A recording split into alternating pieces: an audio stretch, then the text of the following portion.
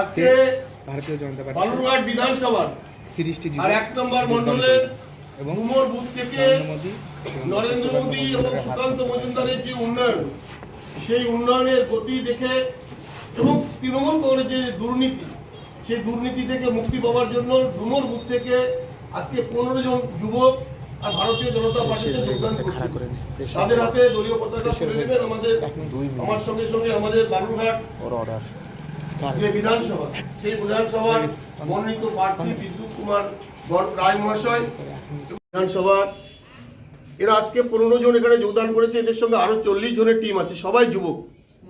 আজকে তৃণমূল কংগ্রেস যখন এই যুবকদের হাতে বেকার ভাতা তুলে দেওয়ার চেষ্টা করছে, তখন তারা তাতে খুশি না।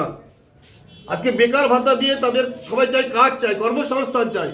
সেই জন্য তাদের বিশ্বাস আস্থা যে নরেন্দ্র মোদী মাধ্যম দিয়ে, বিজেপির মাধ্যম দিয়ে আর এই বালুরঘাটের সুকান্ত মজুমদারের হাত ধরে আগামী দিনে আর ভারতীয় জনতা পার্টির মাধ্যম দিয়ে কর্মসংস্থান হতে পারে, কাজ হতে পারে, চাকরি হতে পারে।